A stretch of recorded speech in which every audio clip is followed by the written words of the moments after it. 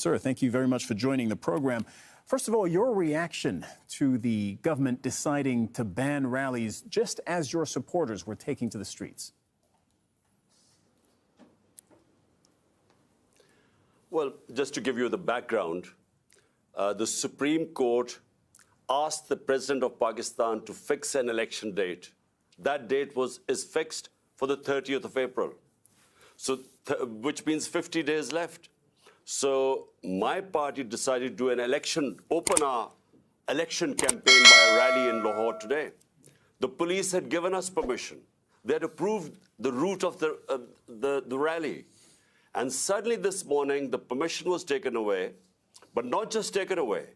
We had these heavy contingents of police, and these people coming to attend a peaceful rally were hit with tear gas shells, water cannon with some chemical in it, which people are still recovering from. And then police just charging these protesters, breaking their cars, and so many people got injured. But one, Bilal, this guy was killed in police custody. How do you interpret what you're describing as this government back and forth on the rules about holding a rally? Well, the issue is that the government, all the 12 parties sitting in government and their backers, they're petrified of elections.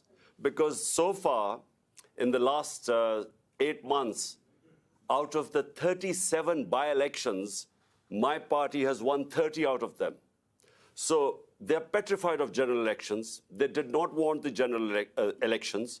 We went into the Supreme Court, and the Supreme Court then decided to hold elections, and this date of 30th April was announced by the president.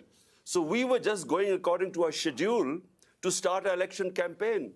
But it is clear that the government does not want election. The parties sitting in the government, they want to get out of the election. So my worry is that the idea was to create a law and order situation today, and we really restrained our workers. We called off the rally because we were scared that there would be people killed, and that would be used as a pretext to get out of the elections. Some might answer that while the government is perhaps afraid of the upcoming elections, you're also afraid of complying with judicial rules. Police did show up at your house in Lahore only a few days ago to arrest you, to compel you to show up in court, and you evaded arrest. Well, let me tell you something. So far, there are 76 cases against me. I'm charged for terrorism, charged for blasphemy, charged for sedition in these 77 cases. And these cases have been made in the last few months. So I've been going from one courtroom to the other. What happened was when I was shot, this assassination attempt on me, for 4 months, my leg wasn't, I had 3 bullets in my leg, so I couldn't go out of my house.